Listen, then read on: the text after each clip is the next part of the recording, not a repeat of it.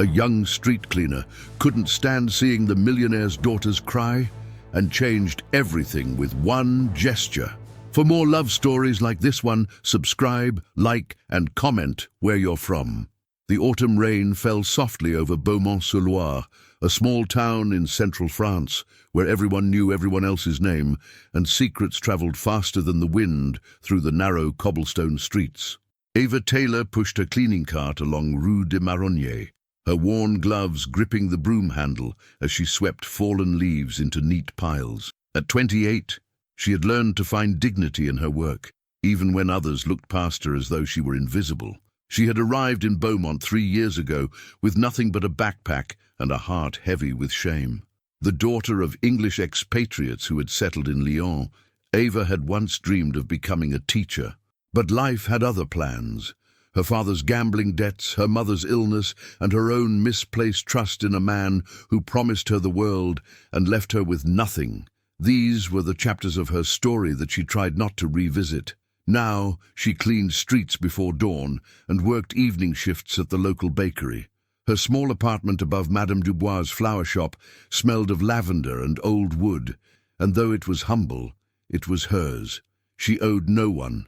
She depended on no one. That was how she survived. The Anderson estate stood at the edge of town like a monument to a different world. Behind its wrought-iron gates lived Mason Anderson, an American tech entrepreneur who had purchased the 18th-century chateau 2 years ago. Rumors swirled about him, that he was a widower, that he never smiled, that he had come to France to escape some unnamed tragedy. Eva had seen him only twice from a distance, a tall figure in expensive clothes, always walking alone.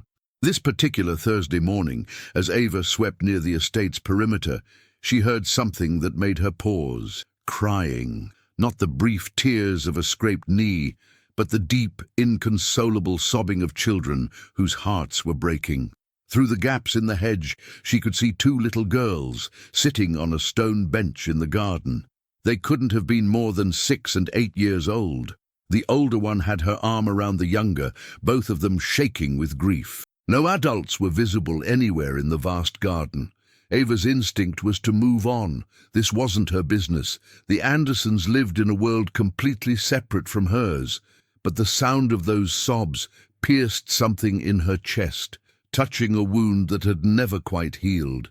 She remembered being 10 years old, crying in a hospital corridor while her mother underwent surgery, and no one stopped to ask if she was all right. She set down her broom and approached the gate. "Excuse me," she called softly in French. "Are you girls all right?" The older girl looked up, startled. Her eyes were red and swollen. "You're not supposed to be here," she said in accented French, clearly American. "I'm not trying to intrude," Eva replied, switching to English. "I just heard you crying and wanted to make sure you're safe." The younger girl wiped her nose with her sleeve. "We're sad," she whispered. "I can see that." "What's making you so sad?"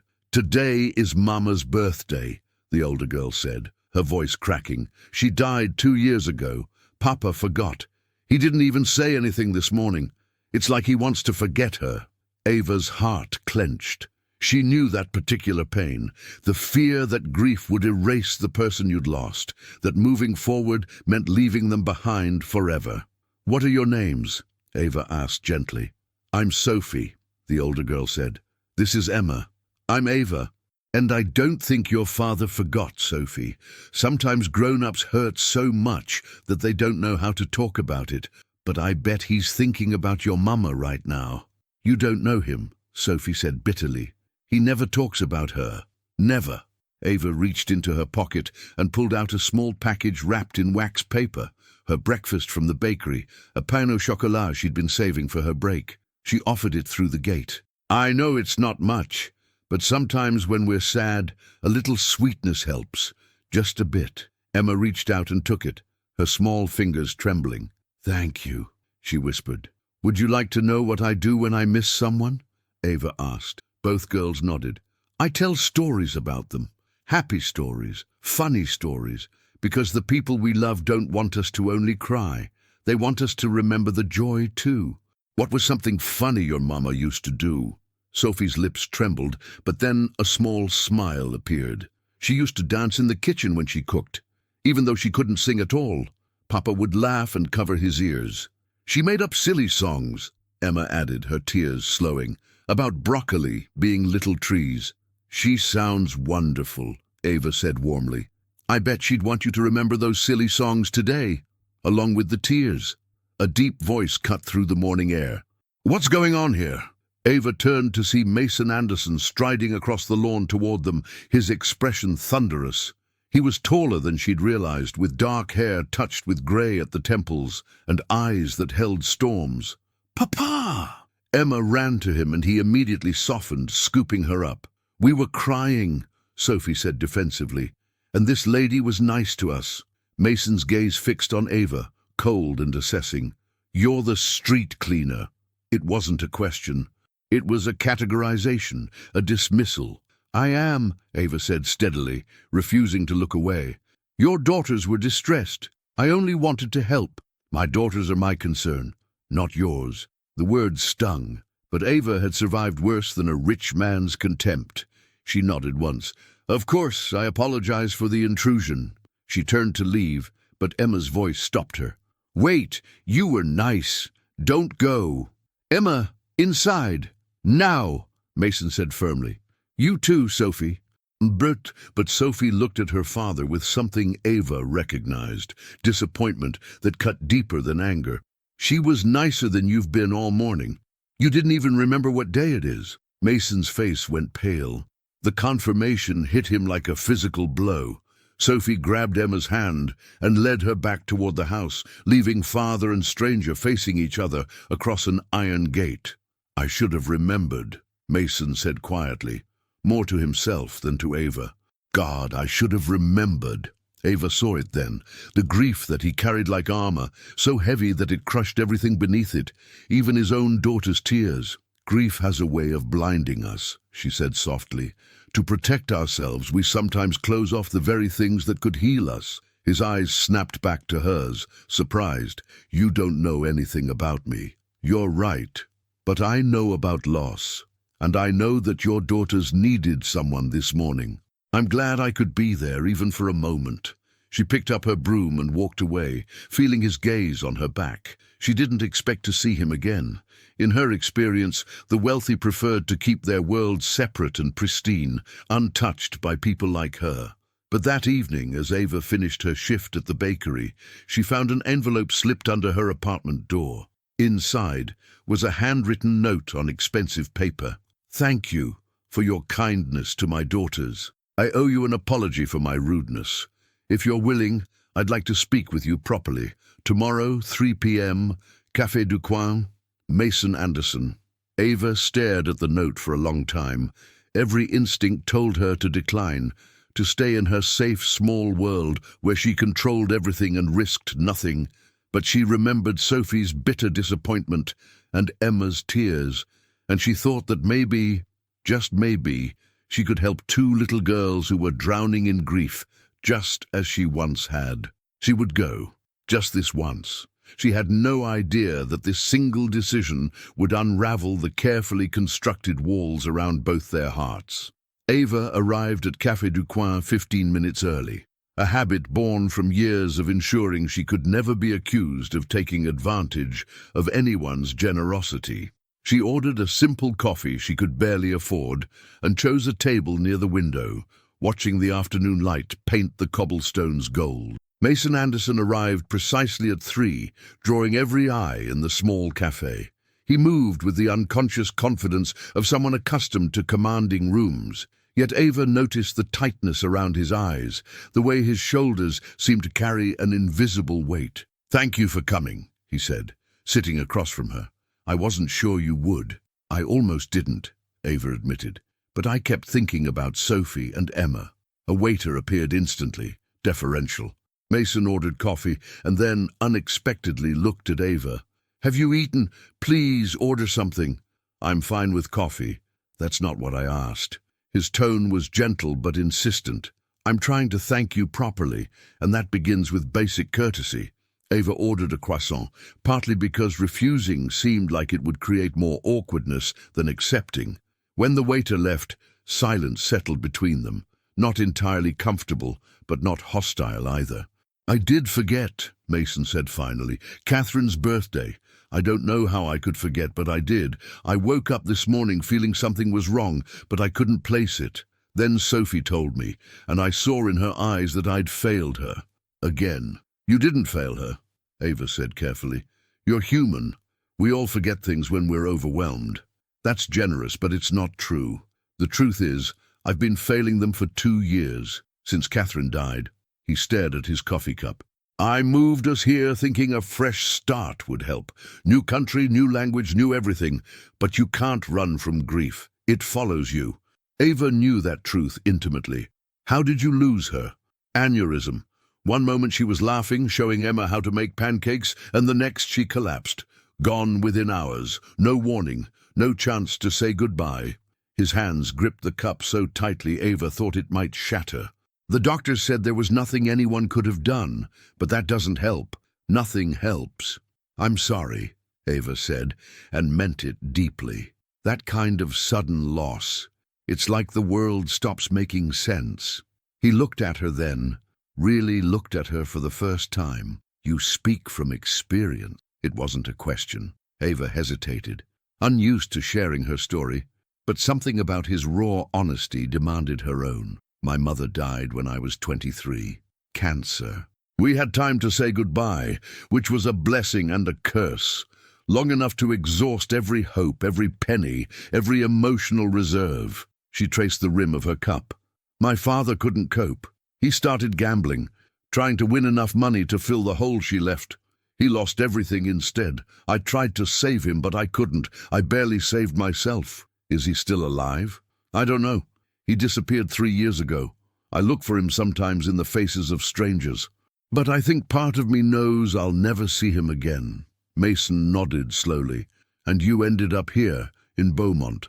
"I needed somewhere small, somewhere I could start over without expectations." She smiled slightly. "Somewhere nobody knew what I'd lost. But you still carry it, the loss, every day. But I've learned that carrying it doesn't mean drowning in it. There's a difference." "That's what I can't figure out," Mason said, frustration breaking through his careful control. "How to honor Catherine's memory without letting grief consume everything. The girls need me, but every time I look at them, I see her. Emma has her eyes. Sophie has her laugh. How do I move forward when every reminder breaks me open again?" Ava leaned forward slightly. "You move forward with the reminders, not despite them. Your daughters need to know their mother mattered, that she's still part of your family even though she's gone. When you hide your grief, they think they have to hide theirs too. That's what you were teaching them this morning, to remember the happy parts, not instead of the sad parts. Alongside them, the silly songs and the tears. They both belong to love." Mason was quiet for a long moment, and Ava watched something shift in his expression. Not resolution exactly, but perhaps the beginning of possibility. "Would you consider doing something for me?" he asked. "For them, really. Sophie and Emma need someone who understands grief but hasn't been destroyed by it, someone who can show them that it's possible to heal. I thought I could be that person, but I'm failing, spectacularly. What are you asking? Come to the house, spend time with them, not as an employee, not as a favor to me, but as someone who cares. I'll pay you for your time, of course." "No," Ava interrupted firmly. "If I do this, it's not a transaction. You can't pay me to care about your daughters.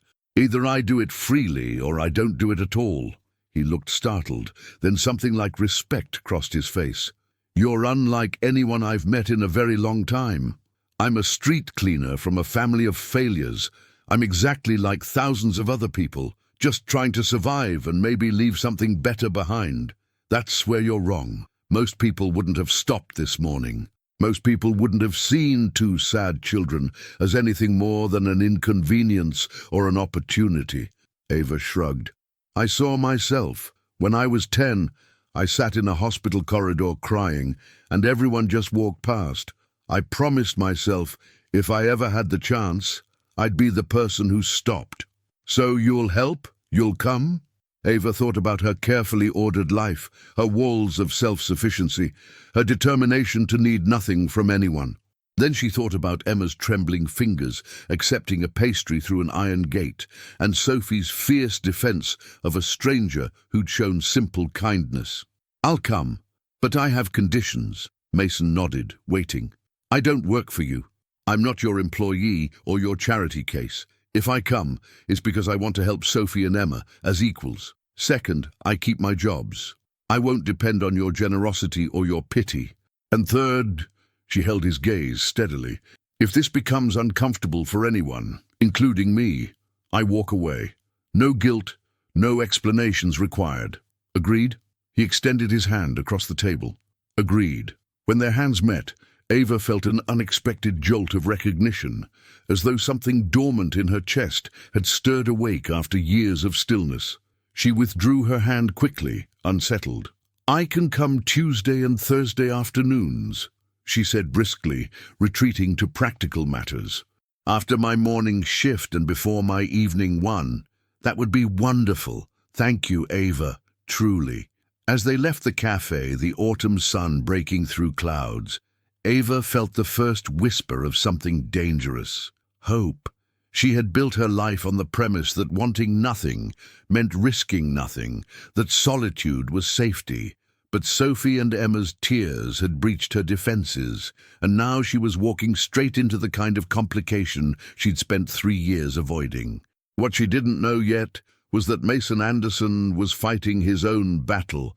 For 2 years he had locked his heart away, convinced that feeling nothing was better than feeling the devastating loss of Catherine. He had built an empire on logic and strategy, believing he could outsmart grief with discipline and distance. But something about Ava Taylor, with her worn clothes and fierce dignity, her understanding eyes and uncompromising honesty, had slipped past his defenses as easily as dawn through curtains. Neither of them was prepared for what would happen when 2 people determined never to be vulnerable again discovered that healing required exactly that courage. The walls they had built so carefully were about to come down, one painful, beautiful brick at a time. And it would start, as these things often do, with 2 little girls who needed to learn how to laugh again. The first Tuesday afternoon at the Anderson estate felt surreal to Ava. The housekeeper, Madame Rousseau, greeted her at the door with barely concealed skepticism, her sharp eyes taking in Ava's second-hand coat and practical shoes. But Sophie and Emma came running down the grand staircase with such genuine excitement that any awkwardness dissolved. "You came!" Emma threw herself at Ava with the unself-conscious affection of a 6-year-old. "I promised, didn't I?" Ava smiled, catching the little girl in a hug. "Papa said you might teach us to tell stories," Sophie said, more reserved but with unmistakable hope in her eyes. "About Mama, if you'd like, but we can do whatever feels right today." Mason appeared in the doorway of his study, watching. Ava met his gaze briefly, nodded, and then turned her attention entirely to the girls. This wasn't about him, she reminded herself. This was about 2 children learning to navigate grief. They settled in the sunroom, where afternoon light streamed through tall windows overlooking the garden. Ava asked the girls to show her photographs of their mother, and for the next hour they talked about Catherine Anderson, not with the hushed reverence of tragedy, but with the natural mixture of laughter and tears that came from remembering a real person. "She couldn't park the car," Sophie giggled. "She hit the mailbox 3 times. Papa always said she drove like she was aiming for things," Emma added. "She sounds wonderfully human," Ava said. "What else made her human? What annoyed you about her?" The girls looked surprised by the question. "You mean like the bad stuff?" Sophie asked carefully. "I mean the real stuff. Nobody's perfect. I bet your mama had habits that drove you a little crazy even though you loved her." Sophie thought for a moment. "She always sang off-key, really, really badly, and she'd forget to check our backpacks before school, so sometimes we'd show up without our homework. She made us eat vegetables even when we begged for pizza," Emma complained, then immediately looked guilty.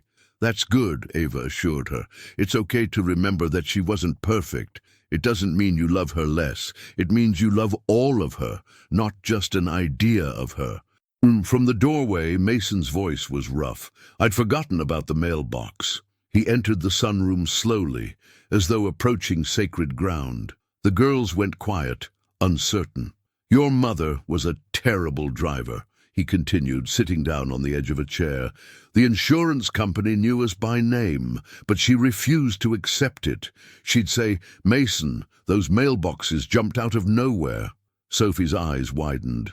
You're talking about her. I am, and I should have been doing it all along. Becky, he looked at Ava with something raw and grateful in his expression. I was so afraid that talking about her would hurt more, but not talking about her hurts the girls. I see that now. It still hurts when we talk about her, Sophie admitted, but it's a different kind of hurt. Like when you stretch a sore muscle, Ava suggested. It aches, but it's the kind of ache that means healing. They spent the rest of the afternoon creating what Ava called a memory jar, writing down favorite moments with Catherine on slips of colored paper and putting them in a glass jar. Some memories made them laugh, some made them cry. All of them were precious. When it was time for Ava to leave, Emma hugged her tightly. Will you come back? Thursday afternoon, just like we planned. As Ava walked down the long driveway, Mason caught up with her. Wait, please. She turned, pulling her coat tighter against the evening chill. That was remarkable, he said. In 2 hours, you did what I couldn't do in 2 years. You made it safe for them to remember. I didn't do anything special. I just gave them permission to feel everything, not just the acceptable parts of grief. It's more than that. You have a gift. He hesitated, then continued. I need to ask you something, and please be honest. Are you truly all right with this arrangement? You won't let me compensate you. You work 2 jobs already, and now you're giving up your free time to help my daughters. What do you get from this? Ava considered the question carefully. When my mother was dying, I felt so helpless. I couldn't save her. I couldn't fix anything. And then my father fell apart, and I couldn't save him either. I've carried that helplessness for years, but with Sophie and Emma I can help. I can do something that matters. Maybe that's selfish, but it's the truth. It's not selfish, it's human. He smiled slightly, the first real smile she'd seen from him. You know, you're not what I expected. What did you expect? I don't know. Someone softer, maybe. More deferential. But you challenge me. You don't let me hide behind my guilt or my money. Would you prefer someone who did? No, he said it firmly. Definitely not. They stood in the twilight, and Ava felt that dangerous stirring again, the sense that something was shifting between them that had nothing to do with his daughters. I should go, she said. I have my evening shift. At the bakery, right? Madame Laurent's? She nodded, surprised he'd paid attention. She makes the best eclairs in France, Mason said. Catherine loved them. We used to go there together. The before and after of loss. Ava understood perfectly. Over the following weeks, a rhythm developed. Ava came every Tuesday and Thursday, and gradually Sophie and Emma began to heal. They still cried sometimes, but they also laughed. They still missed their mother terribly, but they could talk about her without drowning. Mason started joining their afternoon sessions, tentatively at first, then more naturally. Ava watched him transform from a man entombed in grief to a father learning to be present again. He still had difficult days, but he was trying. One Thursday in November, the girls asked Ava to come to the garden where Catherine had planted roses. They need to be prepared for winter, Sophie explained. Mama always did it herself, but we don't know how. I'm not a gardener, Ava admitted, but we could learn together. They spent the afternoon researching rose care on Mason's tablet and then bundling the plants against the coming frost. It was messy work, with dirt under their fingernails and leaves in their hair. Emma kept up a running commentary in French and English, switching between languages as naturally as breathing. Sophie grew quiet and focused, taking care with each plant. Mason watched from the terrace, and when Ava looked up, their eyes met. He raised his coffee cup in a small salute, and she felt warmth spread through her chest that had nothing to do with the physical work. That evening, as Ava prepared to leave, Sophie asked, "Are you lonely? In your apartment by yourself?" The question caught Ava off guard. "Sometimes, but I like my independence. Mama used to say independence is important, but everyone needs somebody," Emma said seriously. "Your mama sounds very wise." She also said that love isn't about finding someone perfect. It's about finding someone you want to be imperfect with. Sophie looked at Ava meaningfully, with the uncanny perception of children. "Do you have someone like that?" "Not anymore," Ava said softly. "I thought I did once, but I was wrong." "What happened?" Ava sat down on the garden bench, pulling Emma onto her lap. "I trusted someone who didn't deserve it. He took my savings and my hope and left me with nothing but shame.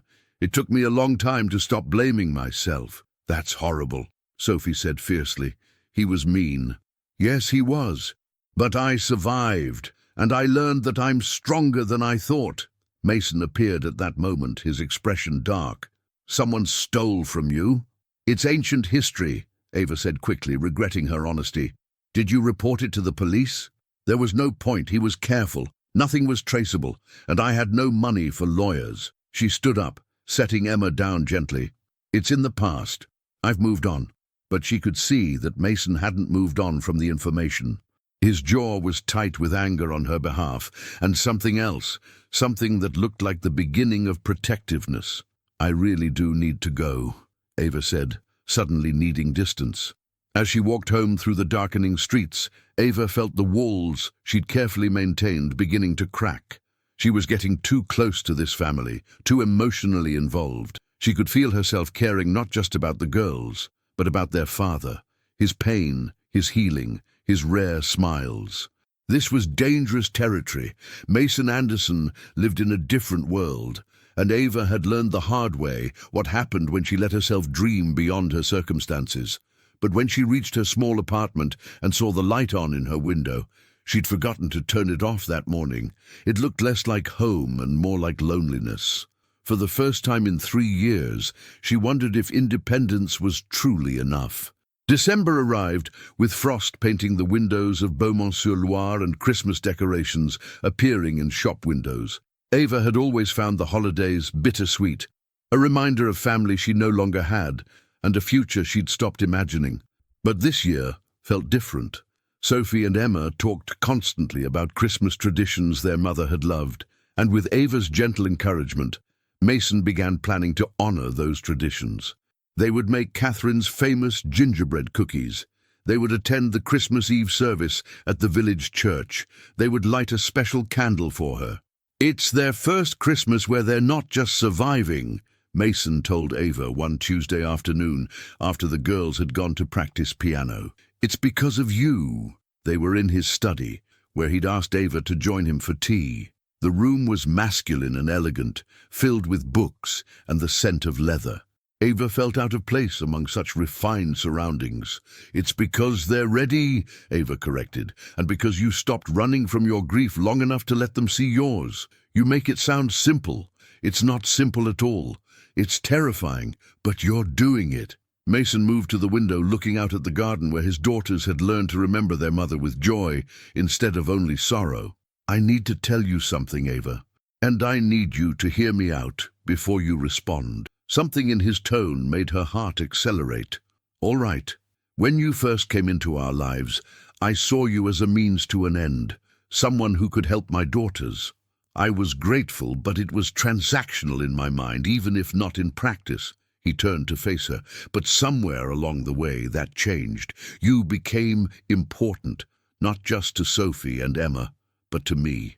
"Mason, don't, please, let me finish." He crossed to stand in front of her, close enough that she could see the silver threads in his dark hair, the lines around his eyes that grief had carved. "You make me want to try again, to risk feeling something beyond this numbness I've lived with for 2 years. When I'm with you, I remember what it felt like to be alive." Ava stood abruptly, her heart pounding. "You're confusing gratitude with something else. I helped your daughters, that's all." "Is it?" Then why do I find myself looking for you every day? Why does Thursday afternoon become the moment I most anticipate? Why do I lie awake at night thinking about the way you laugh when Emma tells her ridiculous jokes? Because you're lonely and grieving and I'm convenient. You're many things, Ava Taylor, but convenient isn't one of them. His voice was gentle but firm. You challenge me at every turn. You refuse my help. You keep walls around yourself that rival mine. There's nothing convenient about you. Ava felt tears threatening and hated herself for the weakness. Mason, I can't do this. I can't be what you need. I'm the woman who sweeps streets and lives in a tiny apartment. I have nothing to offer someone like you. Someone like me. His voice sharpened. You mean wealthy? Successful? Is that all you see when you look at me? I see a man who's grieving his wife. A man who will wake up in 6 months or a year and realize he mistook gratitude and rebound emotions for something real. And I'll be the one left broken because I was foolish enough to believe. She stopped, appalled at what she'd almost admitted. Believe what? Mason stepped closer. That you deserve to be loved. That you're worthy of something more than solitude. Because you are, Ava. You're remarkable. I'm ordinary. I'm the daughter of a gambling addict and a dead woman. I'm the fool who let a man steal everything from her. I'm not remarkable, I'm damaged. So am I. The words were raw. I'm the man who loved his wife so much that when she died, I wanted to die too. The man who failed his daughters because grief was easier to manage than love. The man who built walls so high that it took a street cleaner to show him how to climb back down. He reached for her hand, and she let him take it, even though every instinct screamed to run. We're both damaged, Ava. Maybe that's exactly why we understand each other. What about Catherine? Ava whispered. How can you even think about someone else? Catherine would hate what I've become. She was life and laughter and fearlessness. She would tell me that loving again isn't betrayal. It's honoring what she taught me about love in the first place. His thumb traced circles on the back of her hand, and she would have loved you. Your strength, your compassion, the way you've healed our daughters. Ava pulled her hand away, wrapping her arms around herself. I need time to think. This is too much, too fast. Take all the time you need. But Ava, don't run because you're afraid. Run only if you truly don't feel anything. She met his eyes, and the tenderness she saw there nearly broke her resolve. I should go. Will you come Thursday? The girls would be devastated if you disappeared. The girls. Yes, I'll come for them. But they both knew it wasn't just about Sophie and Emma anymore. Ava spent the next 2 days in turmoil. She went through the motions of work, sweeping streets with mechanical precision, serving customers at the bakery with a smile that didn't reach her eyes. At night, she lay awake, replaying Mason's words and her own pathetic responses.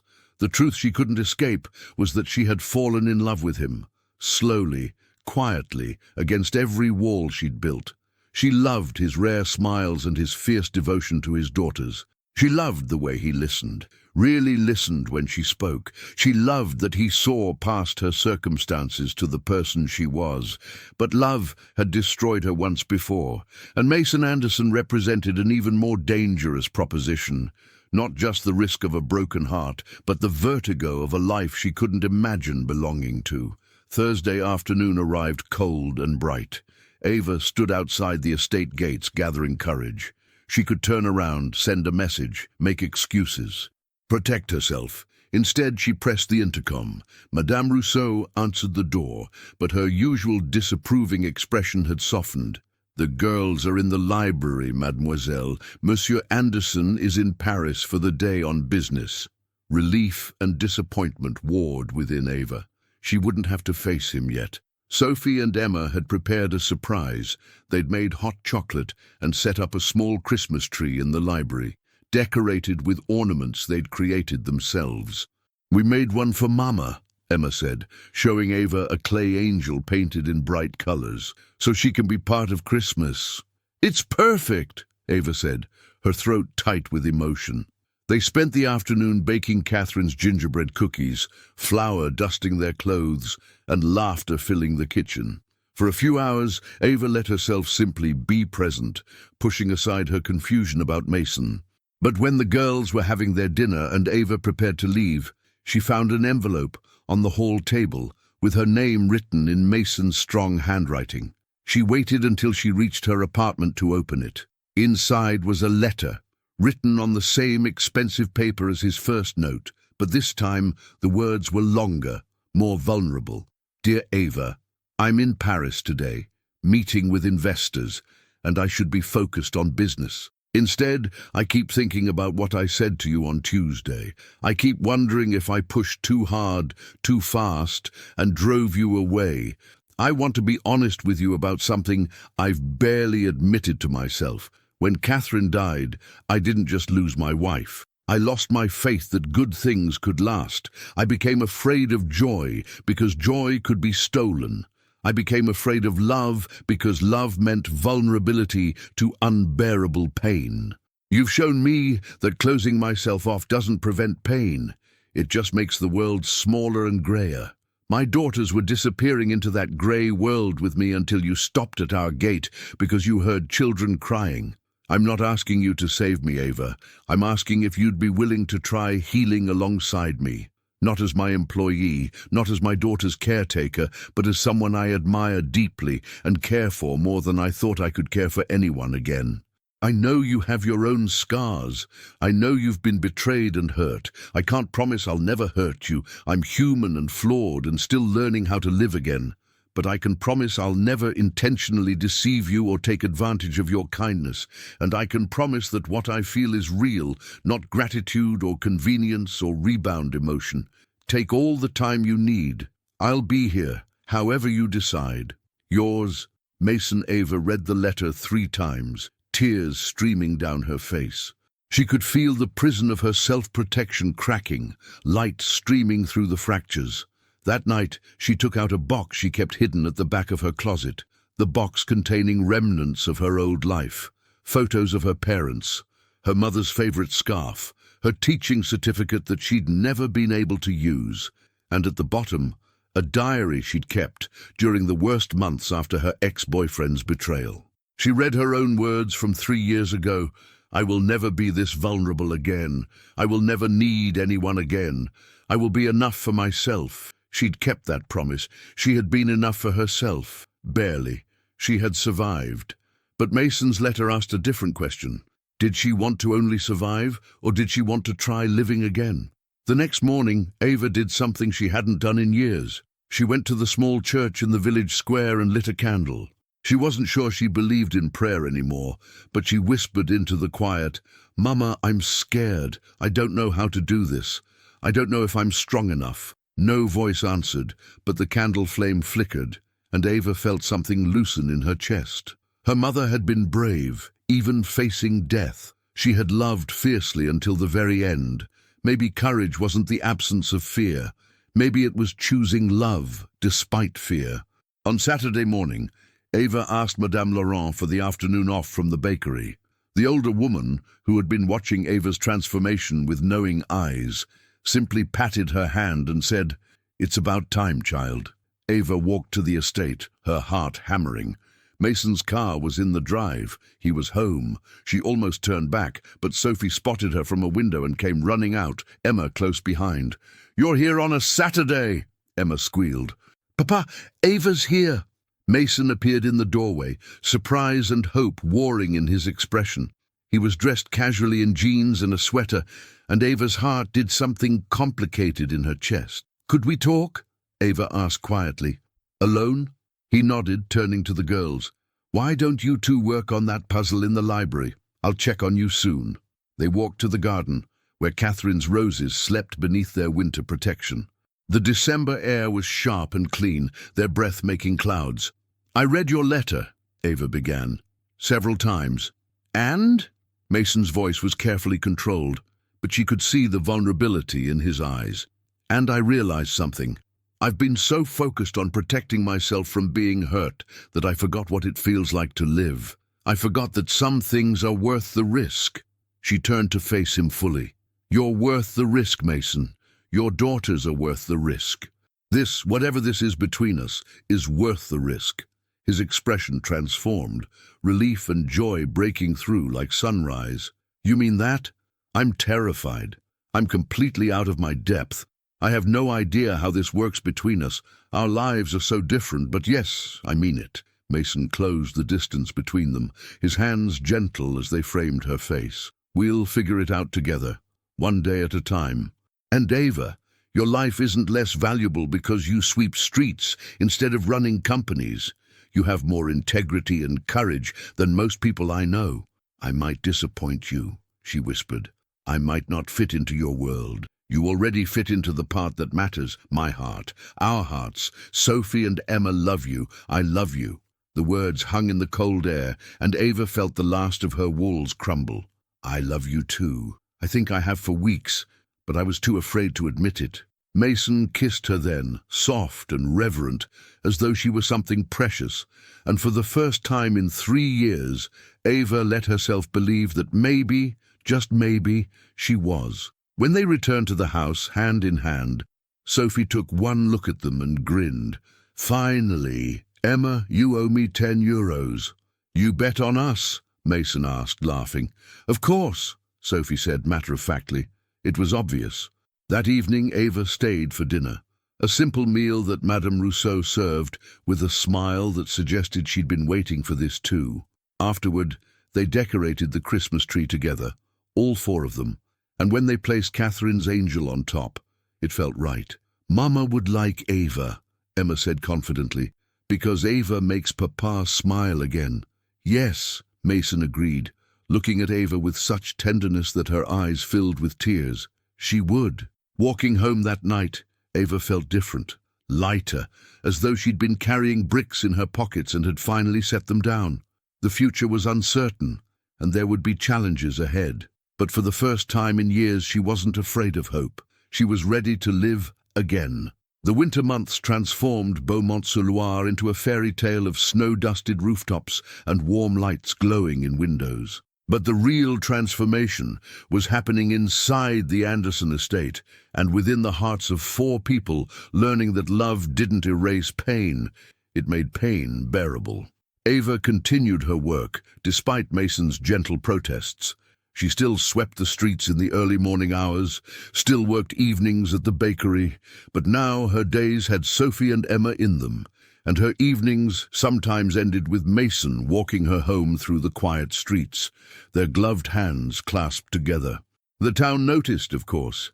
In a place as small as Beaumont, nothing stayed secret for long. Some people whispered approvingly about the kind street cleaner who had captured the heart of the wealthy American. Others whispered less kindly, questioning her motives. Ava heard the whispers, but found she didn't care as much as she once would have. She knew her own heart. She knew Mason's. That was enough. One January afternoon, as snow fell softly outside, Ava and the girls were making paper snowflakes at the kitchen table when Sophie suddenly asked, "Ava, are you going to be our new mama?" The question froze Ava mid-cut. Emma looked up with hopeful eyes, and Ava could hear Mason's footsteps stop in the hallway. He'd been passing by and must have heard. "I could never replace your mama," Ava said carefully. "Nobody could. She was special and unique, and she'll always be your mother." "Goom, but could you be like another person who loves us?" Emma asked. "Like how some kids have grandmas and aunts and mamas?" Ava's throat tightened. "I already love you both. So much. It sometimes scares me." "Then you could stay forever," Sophie said practically, "because we love you too." Mason appeared in the doorway, his expression unreadable. "Girls, why don't you take those snowflakes to the library? We'll hang them in the windows later." When they'd gone, he sat down across from Ava. "I'm sorry if that was uncomfortable." It wasn't uncomfortable. It was terrifying and wonderful at the same time. Ava smiled shakily. "They're asking questions I don't know how to answer yet." "What if I knew how to answer them?" Ava looked up sharply. "Mason, I know it's fast. I know we've only been together for 6 weeks, but when you've lost everything once, you learn not to waste time when something real comes along." He took her hands in his. "I'm not asking you to marry me today. I'm asking if you can imagine a future where we're a family, all 4 of us." "I can imagine it," Ava whispered, "but I'm afraid I'll ruin it. I don't know how to be part of a family like yours. There's no family like mine. There's just us.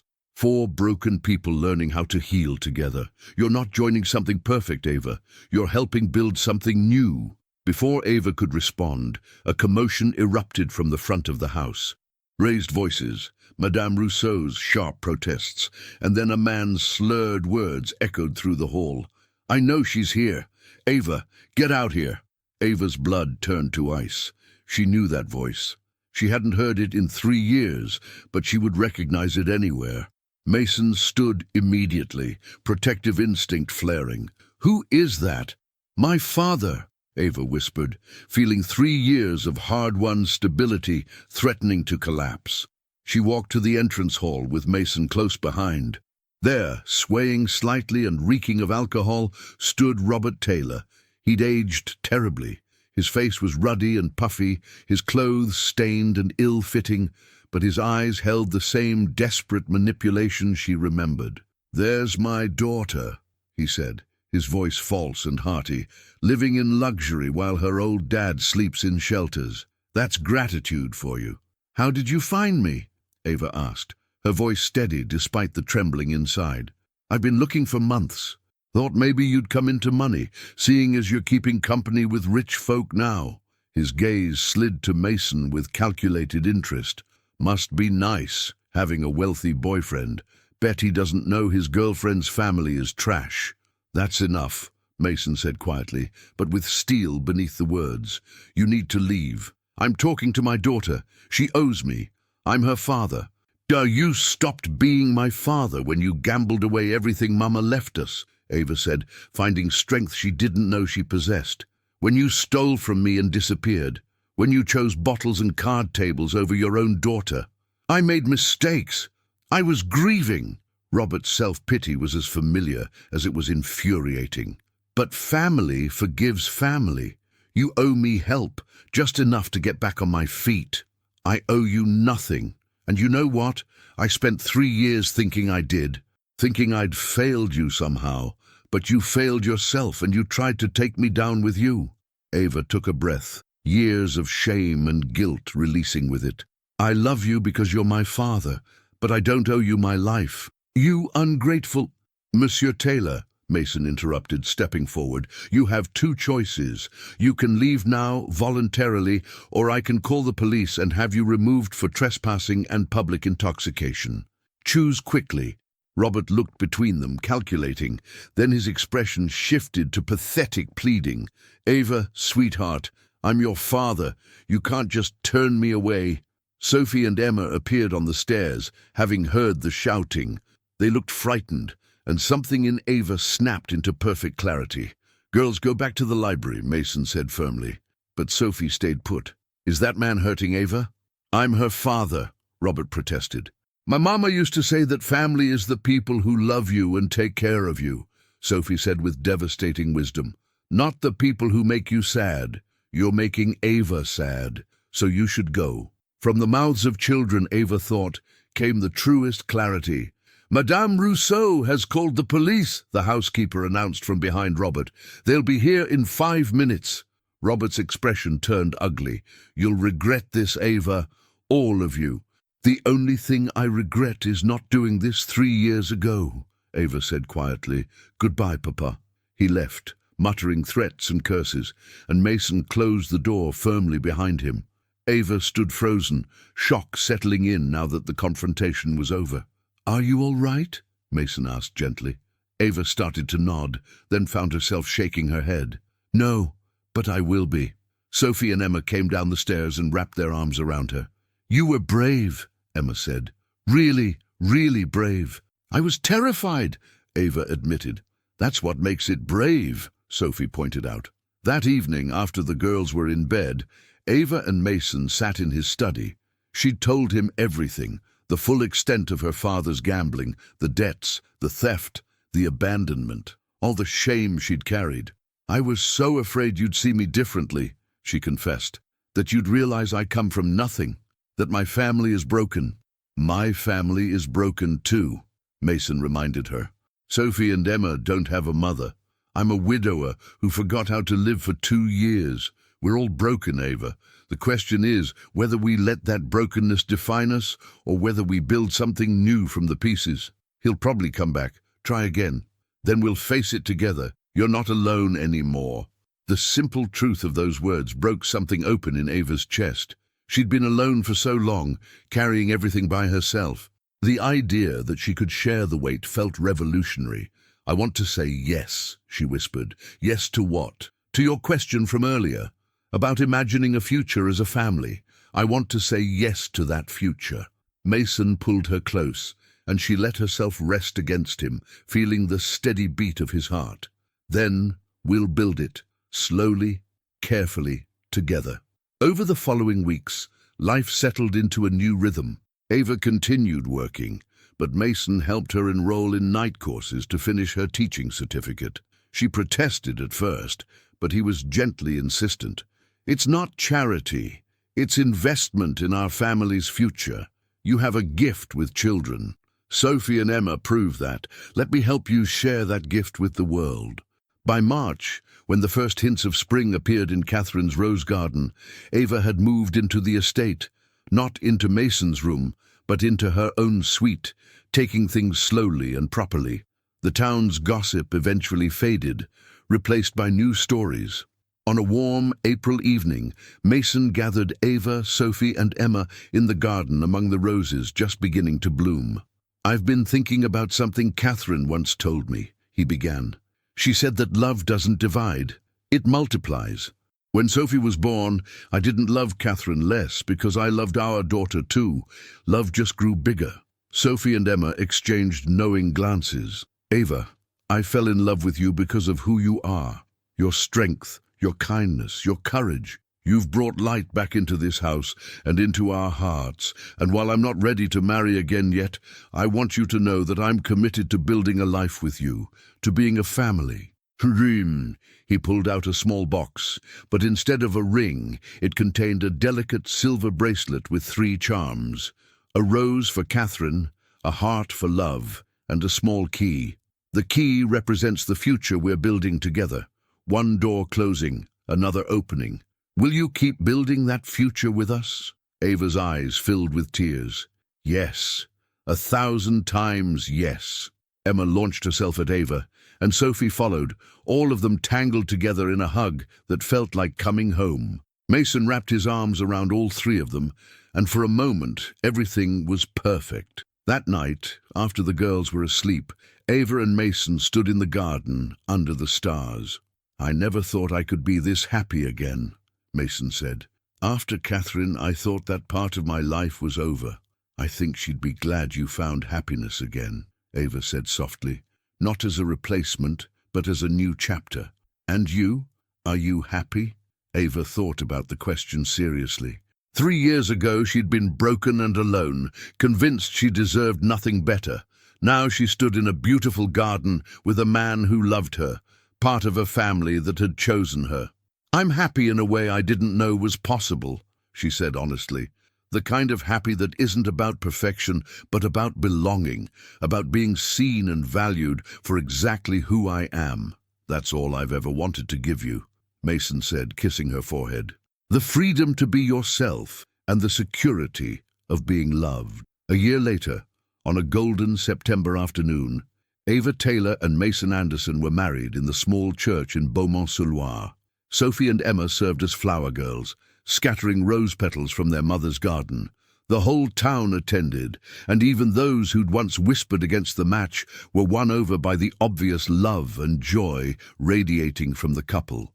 Madame Laurent from the bakery cried through the entire ceremony. Madame Rousseau actually smiled, and somewhere Ava liked to imagine her mother and Catherine were smiling too, glad that the broken pieces had found their way to wholeness. In her vows, Ava promised to love Mason with honesty, to honor Catherine's memory by cherishing her daughters, and to build a life based on authenticity rather than perfection. Mason promised to see Ava not as she'd been or as she might have been, but as she was, strong, worthy, and deeply loved. As they walked back down the aisle as husband and wife, with Sophie and Emma beaming beside them, Ava realized something profound. She had started as a street cleaner who stopped because she heard children crying. But in doing so, she'd found her own way home. The lesson she would carry forward, the one she would someday share with Sophie and Emma when they faced their own heartbreaks, was this: healing doesn't mean forgetting. It means learning that pain can coexist with joy, that endings can lead to new beginnings, and that sometimes the people we least expect can become the family we most need. Love doesn't fix everything, but it makes everything worth facing. And that, Ava thought as Mason spun her around in the garden while their daughters laughed and applauded, was more than enough. It was everything. The end. In the years that followed, Ava completed her teaching certificate and began working at the local school. Sophie and Emma grew into remarkable young women who carried both their mothers' strengths. Mason's business thrived, but he learned to prioritize presence over success. And every year on Catherine's birthday, they lit a candle and told stories, sad ones and happy ones, because that's what love does. It remembers, honors, and continues forward, always forward, into whatever light remains.